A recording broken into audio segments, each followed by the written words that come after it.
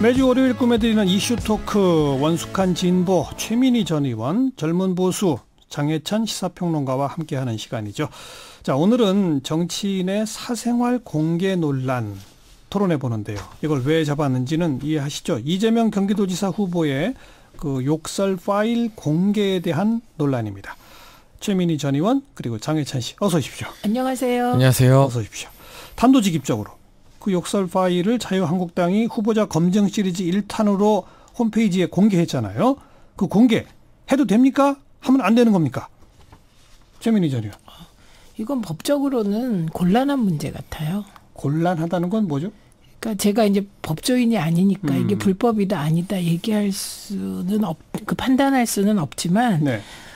일단 이런 그 사인 간의 통화 내역을 그 공당의 홈페이지에 올리는 것은 문제가 될 것 같고 이게 유튜브로 자유한국당이 업로드했던 게 삭제되지 않았습니까? 네. 네, 그렇기 때문에 이거는 그렇게 뭐 옥소도스한 정통 방법은 아닌 것 같습니다. 예.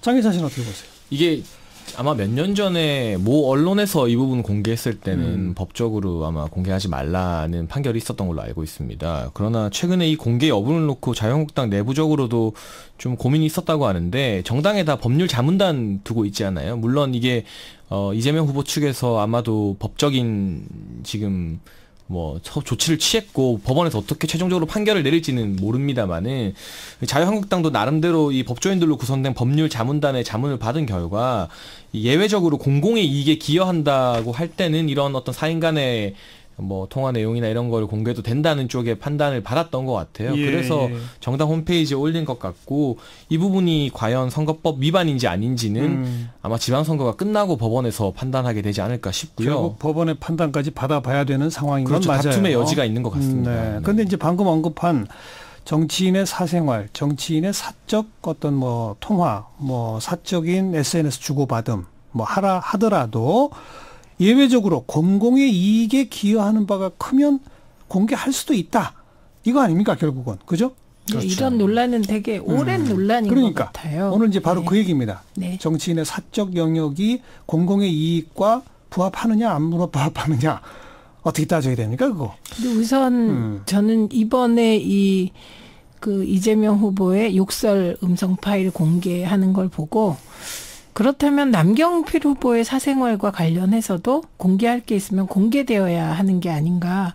그래서 이게 이제 사생활 영역의 후보 자격 검증이잖아요. 네네. 그러면 그 사생활 영역의 후보 자격 검증은 모든 후보에게 공평한 기준이 적용되어야 할 것 같아요. 네. 그러니까 이재명 후보에게 문제가 있으면 뭐 그거 검증이 필요하면 하는 거고 이후에 자유한국당이 법적 책임을 지게 되면 지는 거겠죠. 그렇죠. 그런데 똑같이 상대 후보인 남경필 후보의 사생활 부분에 대해서도 예. 뭐 언론에 보도된 것들도 많거든요. 근데 저는 그런 것을 입에 올려야 될지를 모르겠기 때문에 얘기할 수 없습니다만 언론에 보도된 것만으로도 검증할 게 있거든요. 예. 그래서 사생활 검증의 원칙과 기준, 잣대는 모든 후보에게 공평해야 되지 않겠냐.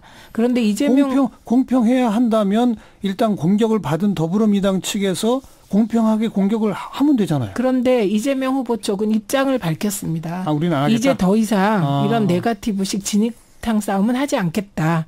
그래서 이제 정책 검증으로 넘어가자 이렇게 공표를 했고요. 그리고 예. 남경필 후보 쪽에서도 이제 뭐 테이프도 공개했고 저희 그 민주당의 후보 교체까지 요구했잖아요. 참 그랬죠. 그거는 정말 저는 무례한 일이라고 생각을 하는데 그건 우리 당에서 자체적으로 판단할 일인데 어쨌든 그러면서 이제는 이제 정책 검증으로 가자. 그래서 앞으로 진짜 정책 검증이 되었으면 좋겠습니다. 장혜찬 씨는? 저는 우선 그 욕설 파일 제가 이번에 공개되면서 있다고만 들었지 실제로 재생은 안 해봤는데 이번에 들어봤어요. 정말 많은 분들이 그런 게 있다고는 알았을 텐데 실제로 들어볼 기회는 또 많지 않았을 것 같은데 자유한국당 홈페이지가 다운될 정도로 우선은 많은 관심을 받은 건 사실인 것 같고요. 네. 그 내용이 정말 뭐 말로 담을 수 없을 정도로 끔찍한 내용들이지만 뭐 이재명 후보도 해명을 하고 있지만 단순히 가족 간의 전화 통화나 어떤 다툼만을 이유로 들었다면 이게 공공의 이익이다 해서 자유한국당이 이걸 공개했다면 오히려 더 많은 비난을 샀을 것 같은데 이 통화 내용 중에 이재명 후보와 그 형인 이재선 씨 관련해서 뭐 대포폰이라던가 나눔 기획 등 공작금을 조성한 거 아니냐는 의혹, 그리고 이재명 후보가 댓글을 도용한 건 아니냐는 의혹 등 단순히 가족 간의 다툼이라고 보기 힘든 어떤 법적으로 나중에 문제가 될 수 있는 의혹들이 제기되어 있습니다. 그렇기 때문에 이 녹취 내용들이 어떤 공공의 이익에 부합한다, 유권자 알 권리에 부합한다 해서 공개를 결정했던 것 같고요. 단순히 그냥 형수님에게 욕 썼다고 공개한 건 아니라는 것이죠. 그리고 그 내용들 보면 이후에는 뭐 여러 가지 뭐 어떤 기업가의 유착 의혹에 대해서도 폭로한 것이기 때문에 말씀하신 것처럼 남경필 후보가 이 아들 관련해서 마약 혐의로 구속된 적이 있고, 아들이 또 심지어 병역 관련해서 군대 복무 중에 문제를 일으켰었죠. 그 부분에 대해서도 당연히 국민들에게 언론 보도를 통해서 저는 낱낱이 공개가 되었고, 그 부분을 이재명 후보 측에서 짚고 넘어가려 한다면 충분히 지적할 수 있는 부분이라고 봐요. 우리가 정책 대결이 정말 중요하고 공약 대결하는 것도 중요하지만 후보의 기본적인 자질이나 도덕성을 단순히 네거티브로 몰아서 검증하지 말고 덮고 넘어가자, 이건 또 아니지 않은가 하는 생각이 듭니다. 네. 그냥 덮는다고 좋은 게 아니다. 네거티브라고 무조건 안 해야만 되는 건 아니다. 그렇죠. 그리고 필요할 때가 있다. 어차피 광역단체장 선거 후보에 나올 정도의 정치인들이면 나중에 어떤 더 큰 선거든 더 큰 기회에서 다 이런 부분들은 드러날 수밖에 없습니다. 네. 이참에 낱낱이 의혹 없이 본인들의 약점까지도 다 털고 가는 게 저는 무조건 저질스러운 네거티브라고만 생각하지 않습니다. 저는 저질스러운 네거티브 같습니다. 그리고 듣기도 싫습니다, 솔직히. 그리고 그럼에도 불구하고 이재명 후보 지지율의 변화가 없는 것은, 이재명 후보를 지지하는 국민들은 뭐 상당 부분은 문재인 정부 성공을 위하여 민주당 후보이기 때문에 아마 지지할 겁니다. 그런데 단지 이것만으로는 설명이 되지 않고 이재명 후보가 성남시를 이끌면서 행정을 책임지면서 했던 개혁적인 정책들, 그리고 그 개혁적인 정책을 밀고 나가는 뚝심, 뭐 당시에 박근혜 정부를 상대로 해서 뭐 지방 교부금 가지고 단식까지 했지 않습니까? 네, 그렇게 무엇인가 개혁 정책을 이루어 내는 과정에서 보여준 뚝심도 같이 평가하는 것 같고요. 그리고 무엇보다 이재명 시장이 분당이나 뭐 이런 곳에서 지지받는 것을 보면 역시 시민들에게 이익이 되는 정치를 했던 것 같아요. 그러나 분명히 말씀드리지만 욕설을 누가 옹호하겠습니까? 그리고 만약에 지금 뭐 범법 행위가 있고 뭐 그런 것처럼 말씀하시는데, 그런 범법 행위가 검경에 의해서 수사에 의해서 밝혀졌다면 그 또한 누가 그것을 옹호할 수 있겠습니까? 그래서 지금 검경의 그 문재인 트윗 계정의 주인 문제라든지 뭐 고발된 게 있잖아요. 그 부분은 저는 신속하게 검경이 수사를 해서 내용을 밝혀줘야 한다고 생각합니다. 그러나 의혹이 일고 있는 이 수준으로 뭐 그것을 기정사실화해서 얘기하는 것은 곤란하고요. 저는 남경필 후보가 먼저 네거티브를 했기 때문에, 그리고 그것을 자유한국당의 검증이라는 이름으로 포장을 했기 때문에, 그렇다면 자유한국당 후보도 같이 공개해라, 홈피에. 사실 이런 요구를 하고 싶었습니다. 하려면 스스로가? 네, 왜냐하면 시작을 했으니까요. 그리고 지금 민주당과 이재명 후보는 그런 네거티브를 할 생각이 없어 보입니다.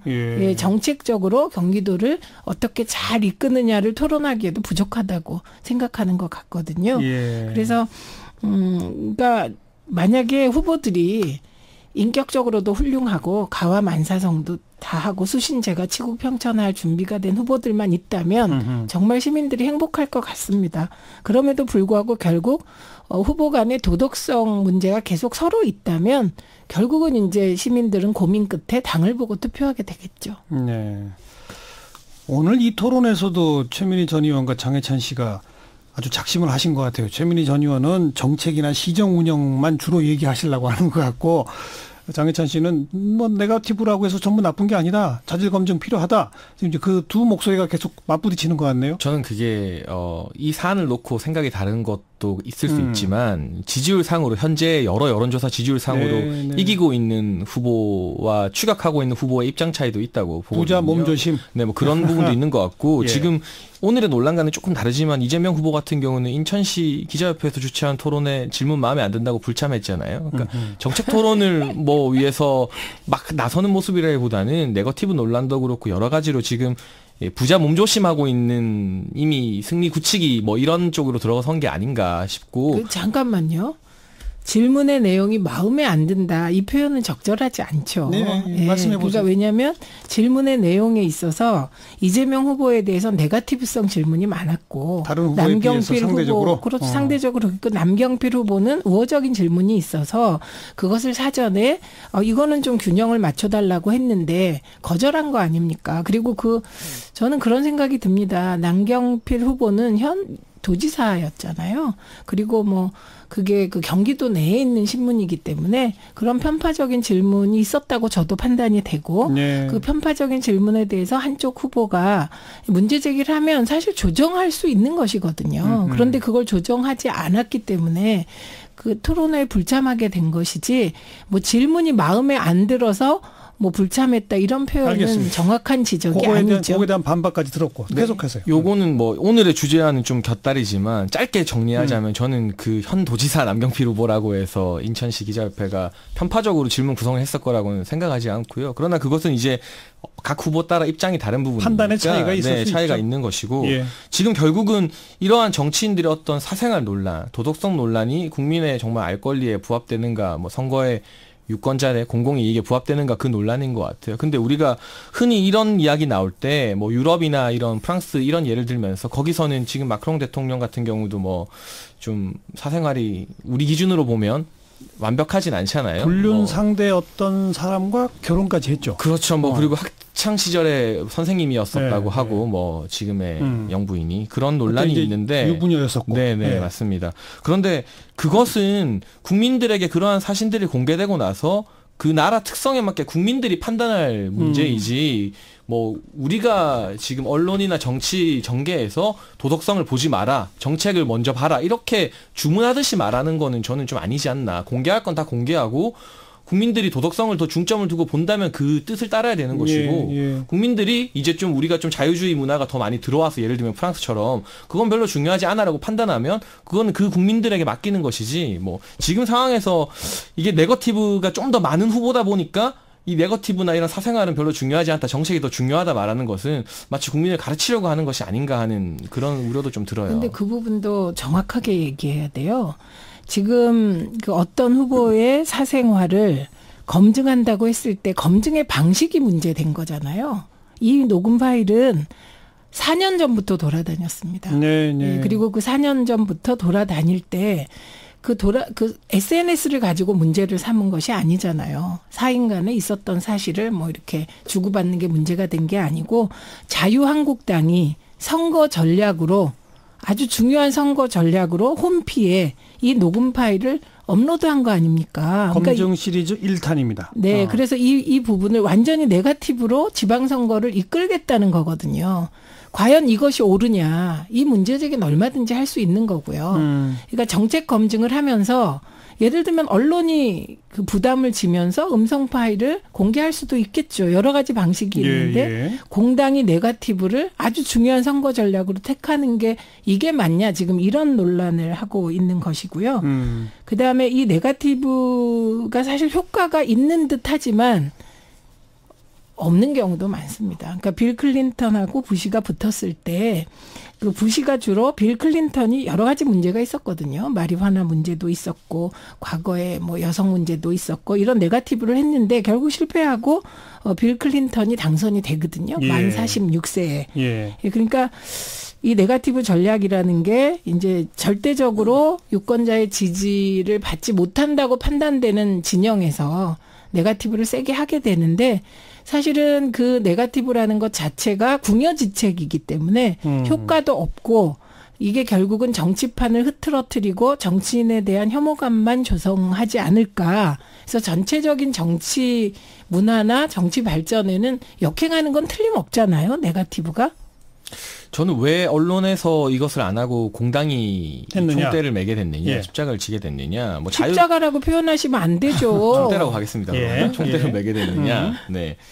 뭐 지금 자유한국당 주장에서는 현재 집권 여당 더불어민주당 또 대통령 국정 지지율 높은 상황에서 언론이 이러한 문제들에 대해서 옛날처럼 날카롭게 검증의 칼날을 세우지 않는다. 그렇기 때문에 공당이라도 나서서 유권자들의 알 거리를 충족시켜줄 필요가 있다 이렇게 대변하고 있고요. 네.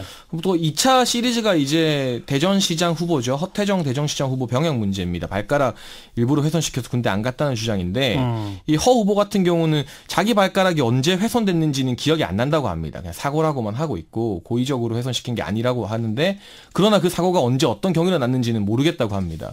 상식적으로 납득할 수 없는 이런 주장에 대해서 언론이 날카롭게 이 검증의 잣대를 들이대지 않으면 당연히 상대하는 공당에서라도 나서서 이런 부분에 대해서는 이런 문제가 있습니다. 국민 여러분 판단해 주십시오. 이게 상식적으로 말이 됩니까? 물어보는 거고 그게 기름에 불을 붙이면 그때서야 이제 언론들도 또 나서게 되는 것이거든요. 그 부분은 언론이 먼저이면 당연히 좋겠지만 오히려 지금 보수 야당 입장에서는 야당 서름이라고 할까요? 그런 부분에 있어서 언론이 제대로 검증해 주지 않는다 이런 말을 하고 있어요. 그렇기 때문에 왜 공당이 언론보다 먼저 나서느냐에 대해서는 그렇게 대답할 수 있겠죠. 언론 얘기가 나왔으니까 요건 제가 한 대목만 그 대전시장 후보의 경우는 조금 논외로 하고 지금 이재명 시장 또 남경필 지사 그 아들 뭐 이런 이야기들 있잖아요. 뭐 욕설 뭐 이런 얘기들은 언론의 입장에서 보면 이건 새 뉴스가 아니기 때문에 안 다룬 거 아닐까요? 어떻게 보자면? 네, 그거는 맞습니다. 그리고 사실 그 너무 속보이는 네거티브인 것이죠, 지금. 그러니까